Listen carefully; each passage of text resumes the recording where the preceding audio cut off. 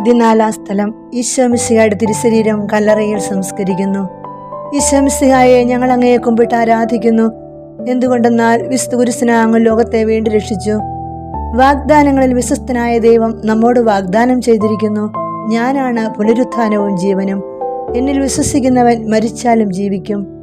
പ്രധാന പുരോഹിതർക്കും ഫരിസയർക്കും ഉള്ളിൽ ഭയമായിരുന്നു. കാരണം ഈശോ പറഞ്ഞിട്ടുണ്ടായിരുന്നു, 3-ാം നാൾ മരണത്തെ തോൽപ്പിച്ച് ഉയർത്തെഴുന്നേൽക്കുമെന്ന്.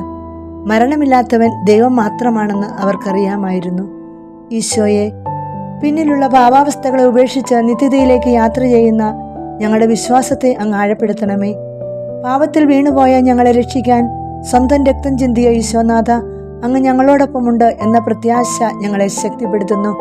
മരണത്തിന്റെ ഇരുട്ട് ഞങ്ങളെ പേടിപ്പെടുത്തുമ്പോൾ ഉത്ഥാനത്തിന്റെ പ്രകാശം നൽകുന്ന ഉത്തിതനായ മിശിഹായെ അങ്ങ് കൂടെയുണ്ടെന്നുള്ള പ്രത്യാശയാണ് ഞങ്ങൾക്ക് സന്തോഷം നൽകുക.